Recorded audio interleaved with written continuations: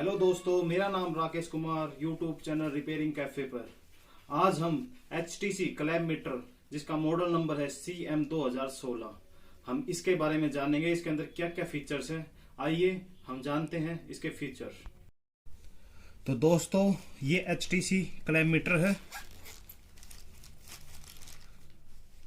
जो कि model number CM 2016 है, और इसके साथ हमें ये दो प्रोब मिलती हैं और एक ये टेम्परेचर सेंसर की प्रोब मिलती हैं जिसमें थर्मोस्टेट लगा होता है। तो हमें ये रेड प्रोब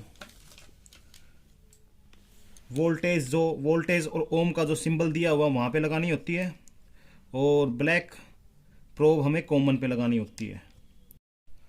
हाँ तो दोस्तों, सबसे पहले इसमें नॉन कॉन्टैक्टिंग वोल्टेज का फीचर्स है जिसमें हमें वायर को बिना टच किए हुए उसमें वोल्टेज का पता लगा सकते हैं।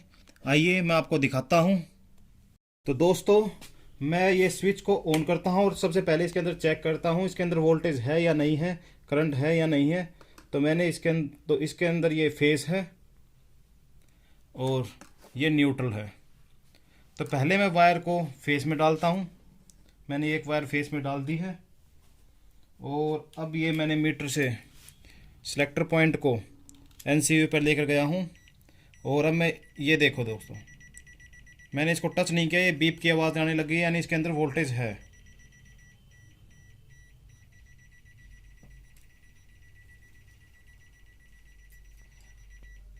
अभी मैं इस वायर को न्यूट्रल में लगाकर देखता हूँ। तो मैंने ये वायर को हटा दिया है, तो इस वायर में अब कोई करंट नहीं है। और अभी मैं इसको न्यूट्रल में लगाता हूँ। तो मैंने न्यूट्रल में लगाया तो इसकी जो बीप की आवाज़ है वो कम है, यानी ये न्यूट्रल है, और जहाँ बीप की आवाज़ तेज आएगी वो फेस है। तो दोस्तों, इसमें जो सेकंड फीचर्स है, जो दूसरा फीचर्स है, वो एम्पियर का फीचर्स है। तो अब हम इसमें एम्पियर नापेंगे। इसमें एम्पियर हम AC और DC दोनों नाप सकते हैं। आप देख रहे हैं अभी यहाँ पे DC एम्पियर आ रहा है जो कि 8 एम्पियर। यदि हमें AC एम्पियर नापना है तो इस सेलेक्ट बटन को हम दबाएंगे। सेलेक्ट बटन से ये AC का यहाँ पे आ गया है, और AC एम्पियर, और रेंज से हम इसको 0 करेंगे। तो आइए मैं अभी आपको इसमें एम्पियर नाप के दिखाता हूँ एम्पियर किस प्रकार नापा जाता है।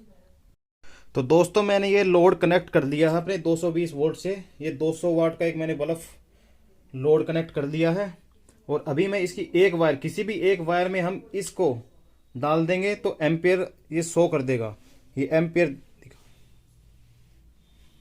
तो देखो दोस्तों, ये एम्पियर आपको दिखाई दे रहे हैं। मैं ज़रा इसकी एक लाइट जला देता हूँ। तो दोस्तों, अभी ये 0.6 एम्पियर दिखा रहा है।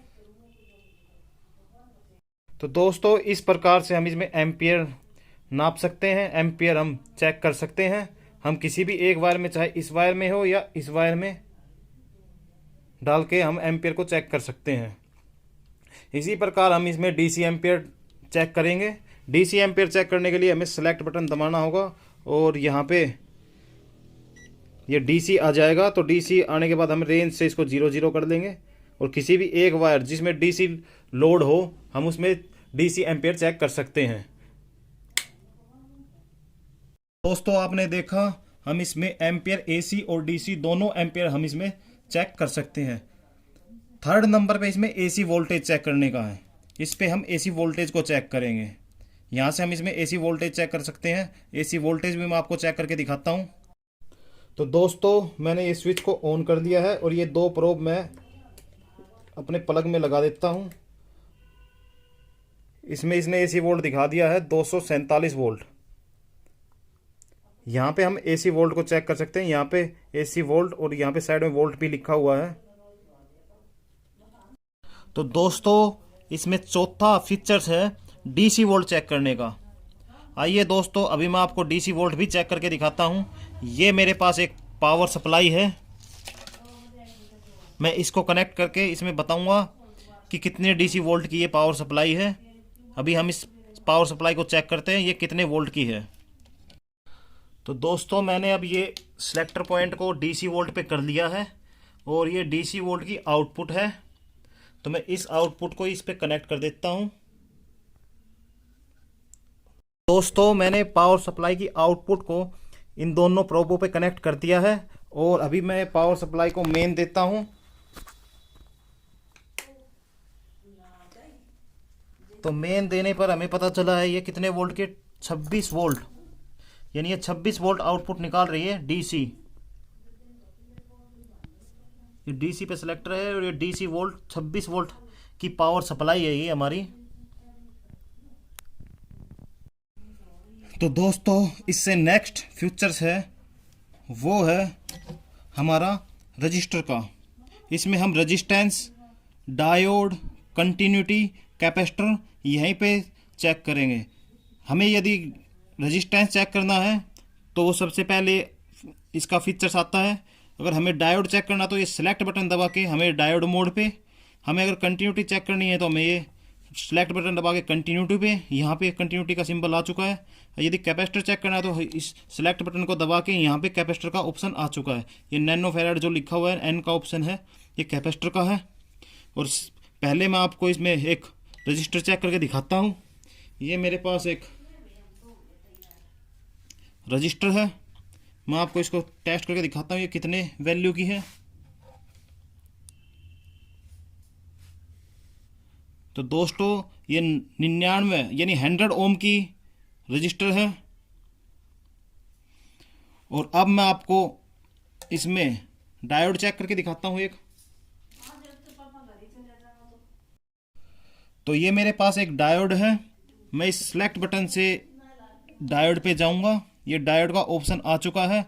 डायोड को चेक करने के लिए हमें ब्लैक प्रोब, ये जो सिल्वर कलर का रिंग बना हुआ है, हमें ब्लैक प्रोब इस साइड लगानी होगी और रेड प्रोब को इसके इधर।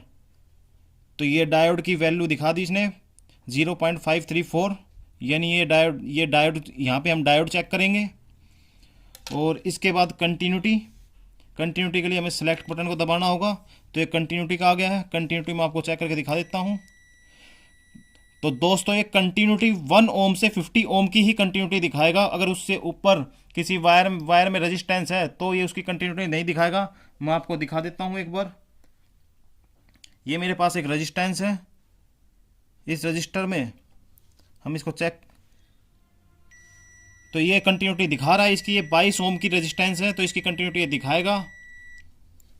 और यदि हम ज़्यादा वैल्यू की रेजिस्टेंस या लंबी वायर लेते हैं तो उसकी कंटिन्यूटी नहीं दिखाएगा ये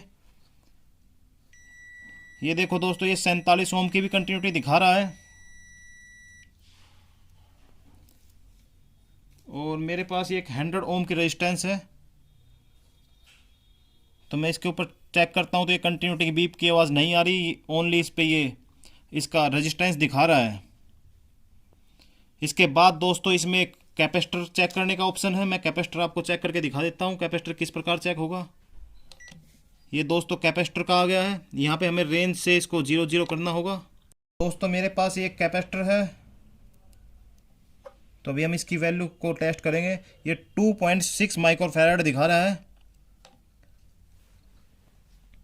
और ये 2.5 माइक्रोफैराड इसके ऊपर लिखा हुआ है। और एक मेरे पास एक ये बड़ा कैपेसिटर भी है, मैं इसको भी टेस्ट करके दिखा देता हूँ। तो हम इसकी प्रोब को यहाँ पे लगाएंगे इन दोनों पे।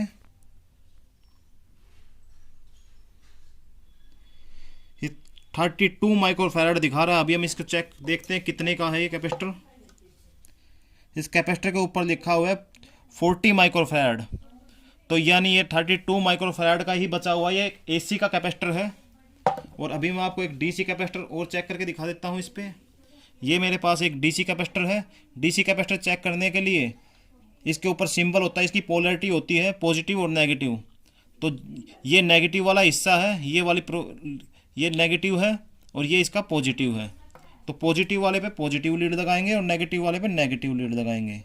तो देखते हैं दोस्तों ये कितने वैल्यू का है। तो दोस्तों ये 78 माइक्रोफैराड दिखा रहा है।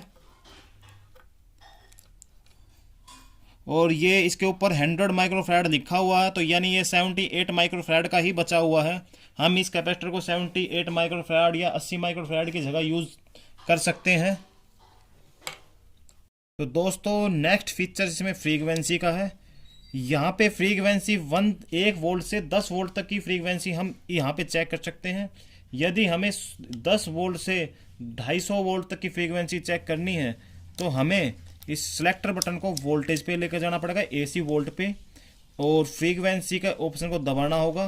तो यहाँ पे ये हर्ट्ज आ गया लिखा हुआ, और हम इन प्रोब से फ्रीक्वेंसी चेक कर सकते हैं। तो आइए दोस्तों मैं फ्रीक्वेंसी भी चेक करके दिखा देता हूँ आपको। यहाँ पे यदि हमें वोल्ट फ्रीक्वेंसी चेक करनी है तो सबसे पहले हमें AC वोल्टेज को चेक करना होगा कितनी वोल्ट आ रही है। यहाँ पे 248 वोल्ट आ रही है।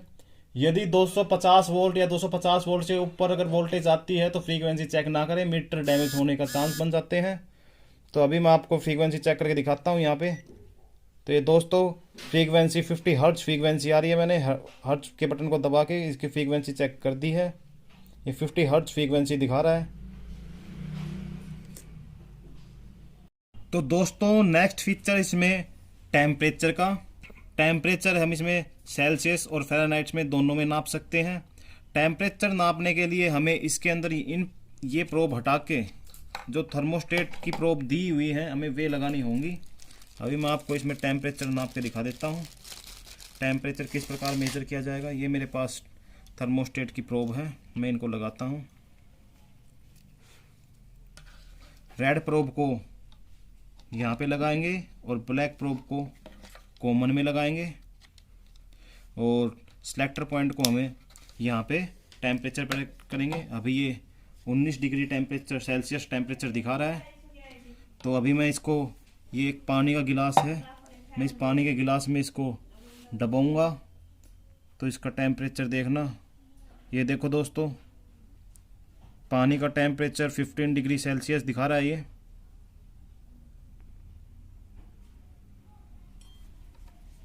और अभी मैं इसको हाथ से पकड़ता हूँ तो कितना, ये देखो दोस्तों अभी मैंने इसको हाथ से पकड़ा है तो टेम्परेचर इंक्रीज़ हो रहा है, टेम्परेचर बढ़ रहा है। और यदि हमें टेम्परेचर को फ़ारेनहाइट में नापना है तो सेलेक्ट बटन से हम फ़ारेनहाइट कर सकते हैं। यहाँ पे फ़ारेनहाइट आ गए।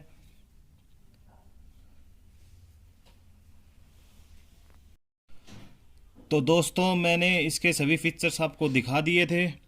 इसमें ये एक होल्ड का है, यदि हमें रीडिंग को होल्ड करना है तो हम रीडिंग के इस होल्ड के स्विच को दबा के रीडिंग को हम होल्ड कर सकते हैं इस प्रकार से। और यदि हमें इसके अंदर लाइट ऑन करनी है डिस्प्ले के अंदर तो होल्ड बटन को 3 सेकंड के लिए प्रेस करना होगा, तो इसके अंदर ये LED लाइट जल जाएगी, LED लाइट ऑन हो जाएगी। और दोस्तों इसके अंदर मल्टीमीटर और क्लैम्प मीटर के दोनों के ही फंक्शंस हैं। यदि आप इस क्लैम्प मीटर को ख़रीदते हैं तो आपको मल्टीमीटर ख़रीदने की कोई आवश्यकता नहीं पड़ती। यह मल्टीमीटर दोस्तों मैंने दिल्ली से समथिंग 1500-1600 रुपये का ख़रीदा था, ज़्यादा महंगा भी नहीं है।